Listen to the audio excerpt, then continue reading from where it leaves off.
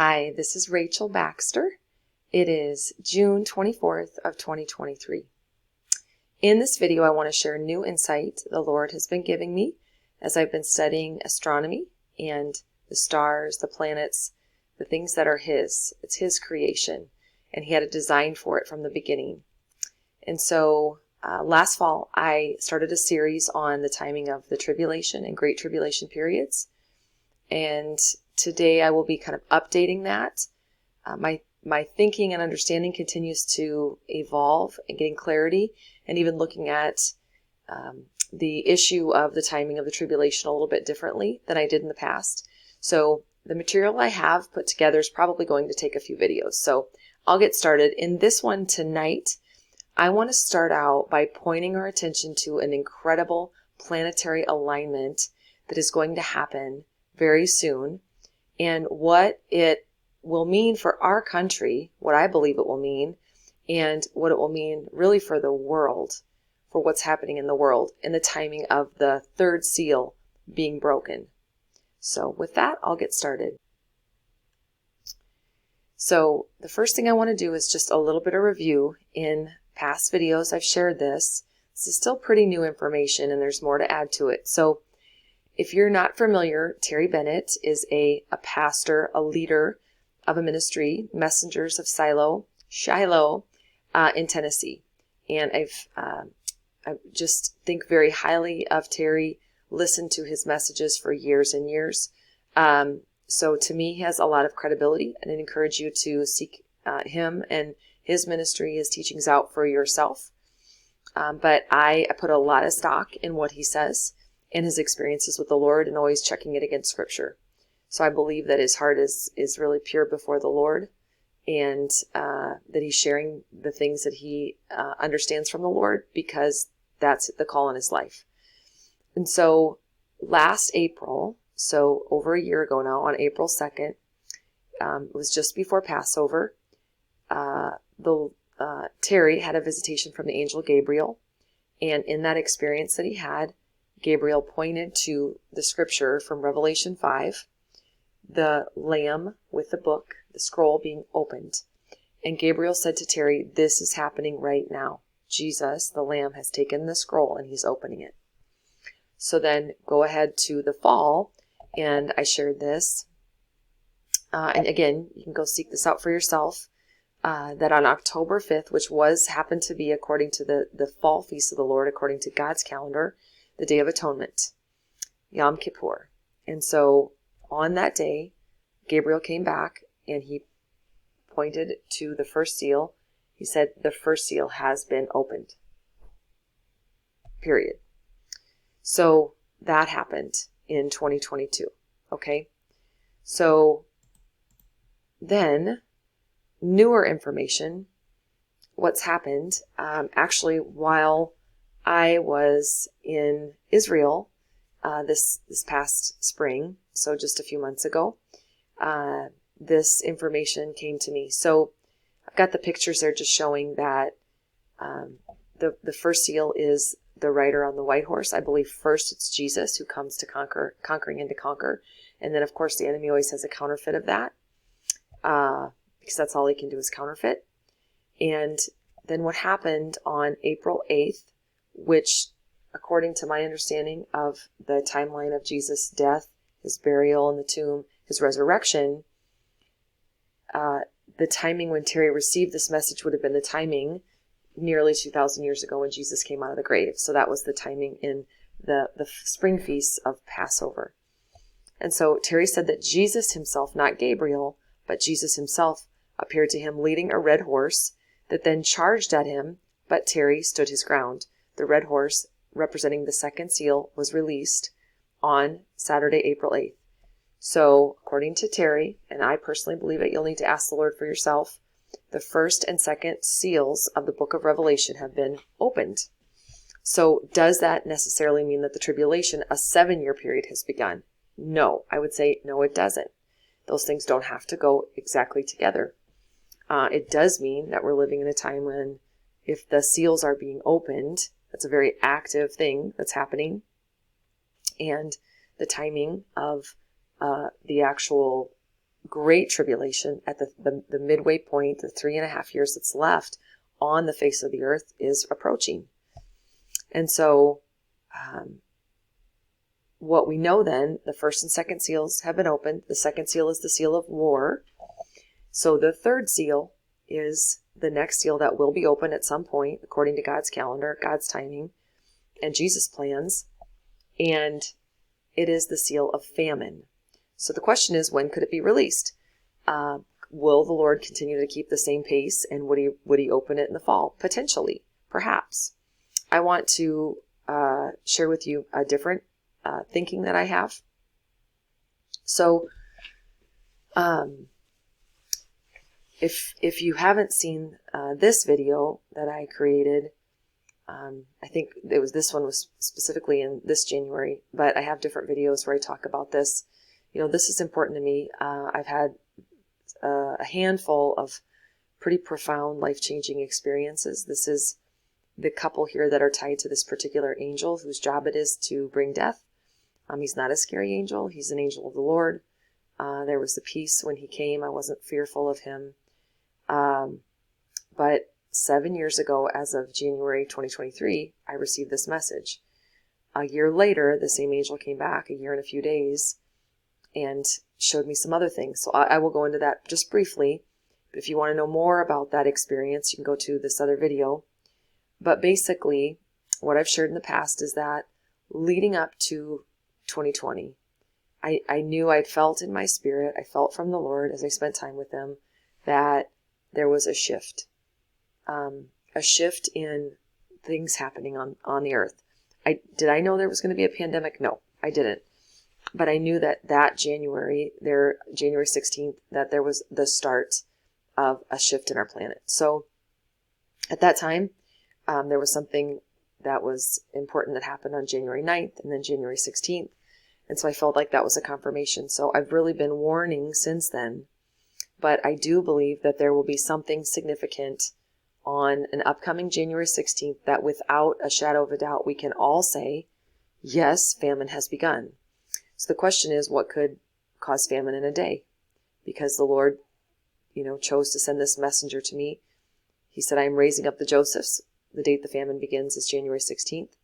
So who are the Josephs? Well, back in the time of Israel and his 12 sons, one of them was Joseph. Joseph was perfectly positioned to be able to provide for Israel's family, Jacob's family, during the time of the famine that came in Egypt, in that land. And so the Lord is basically saying, I've made a way already. And I was to tell them what's gonna happen. There's a famine coming. Be prepared. In our spirits first and foremost. And so I look to that date each year, and this year, this coming, I want to point you to to what I feel like the Lord has been recently really pointing out to me and drawing my attention to and having me study. So past videos, I focused a lot on the stars and signs in the constellations. And I have there'll be a couple more videos in this series where I'll do that. But in this particular one, I'm focusing on the planets. And so Mercury, Venus, Mars are considered terrestrial planets. You can see that their relationship compared to the Earth. And then you've got Jupiter, which is outside of that area. And then Saturn, Uranus, Neptune. So pointing out that Jupiter is considered the king planet or the king of righteousness. In Hebrew, Jupiter is referred to as Zadok. And we as Christians may know of the term Melchizedek, meaning Zadok is my king or my king is righteousness. And so on God's timepiece, on the stars, this story he wrote outside of time, put the stars in the heavens, named them across all cultures. The naming holds almost exactly. There are some nuances. Of course, I believe the enemy wants to come in and shift things and change things. An example of that is the constellation of Coma, which was the virgin, not Virgo, but was a virgin a mother having a child, coma. And that was changed to Bernices, which means wig. So it's one example of a change that has happened over time, but that's an exception. Most of the constellations are known the same across languages and cultures. And so the planets, God set the planets in the heavens, and I believe he started the clock. And we are coming up on 6,000 years of that clock beginning, the creation. I believe in the biblical creation of the world, the 6 days, and the seventh day the Lord rested. And so this start, he set the planets in motion. He set them in the heavens, and they're communicating a message. And so one of the things about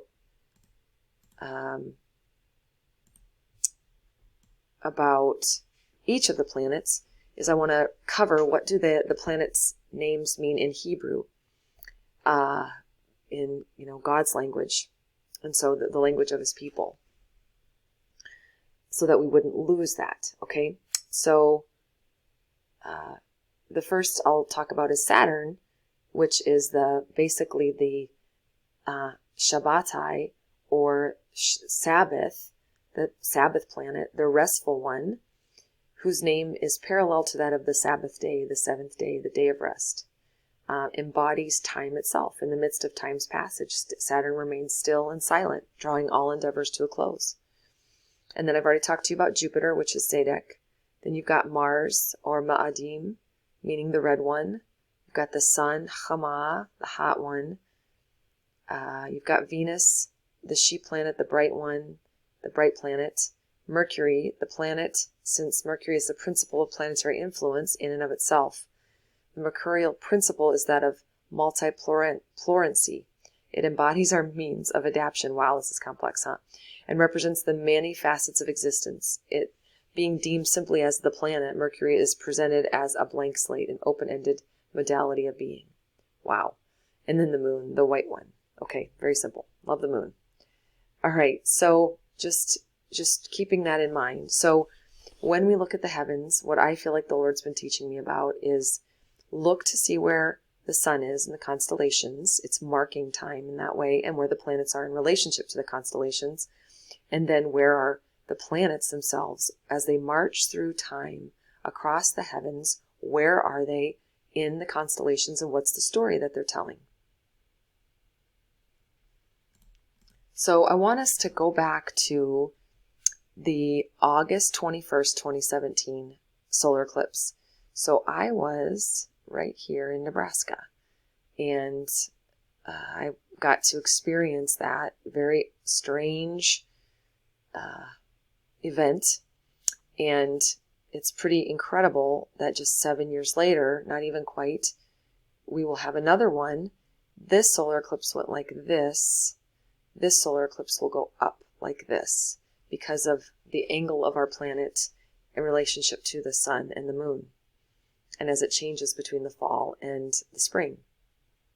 And so, is this significant? Is a solar eclipse significant? Well, I believe it was very significant the first time. And so here it is, marking time. So it's incredibly rare to have an area here that's crisscrossed by solar eclipses that happen so close together. So rare. So the question is it significant? My answer is, I believe it absolutely is. So what I feel like the Lord pointed me to was, what is happening with the planets at this time on April 8th, 2024? So when I look at stellarium, my default is to change my location to Jerusalem and look to the east. And why do I do that? I do that, first of all, because, again, Israel, Jerusalem, is God's timepiece. It's his chosen place. And we know Jesus will return from the east. So for me, that's where I start. So I look at this. I was absolutely shocked and floored to see that on April 8th, I started by looking for each of the planets. And I just could not believe it. I could not believe my eyes. I could not believe my eyes when I saw that all of the planets and the sun and the moon are all found in a line. So imagine you're someone standing here in Jerusalem looking east, and the time is 3 o'clock. Okay? And you would see in front of you, either with your, a telescope or your naked eye, you would see Jupiter, Uranus, Mercury, Venus, Saturn, Mars. I skipped over Neptune. It's right here. Neptune. And the sun and the moon, all at the same time, going through Pisces, but not just Pisces. So primarily the sun, again, the timepiece, the sun is in Pisces. Jupiter is down here in Aries, not quite into Taurus yet. And Mars and Saturn are up here in Aquarius. So this is just incredible on April 8th, okay? So, but then that caused me to back up and say, all right, well, what about January 16th of 2024? What's going on then? What do we see? And again, the date there, January 16th, 2024, we see the same alignment. The planets are in a little different position, but still lined up. Like you would see them, boom, boom, boom, boom. From Uranus, Jupiter, the moon, Neptune, Saturn, the sun, Mars, Mercury, and Venus. Absolutely incredible. So, again, 7 years ago now, as of this time it would be 8 years after, I'm raising up the Josephs. The date the famine begins is January 16th. Tell them what's coming. And then a year later, I heard this. That same angel came back and said, woe to the inhabitants of the earth. You've been called to see that which is coming upon the earth. Tell them what is coming. And so that'll be 7 years from that time that I received that message. So God is a God of order. He works in patterns. It doesn't have to be, and I pray it's not. I pray that nothing significant happens on January 16th, 2024, to be honest. I pray for more time to tell people about the hope, where our hope comes from, more time to get my own house in order. I pray for more time, but at some point, time will be up. So, this is what I feel like the Lord's shown me. To this point, I'm not hearing other people talk about it. And maybe there's folks out there. I haven't heard anyone else. I know the Lord is the one that showed this to me, had me look this up. And so, we are living in the time of the end of this, the reign of the enemy, the God of this world, and the time of transition before Jesus returns. So, as I showed before, Terry Bennett, Gabriel came to him and said the first seal was open, October 5th, 2022. Jesus himself came and released the red horse on April 8th.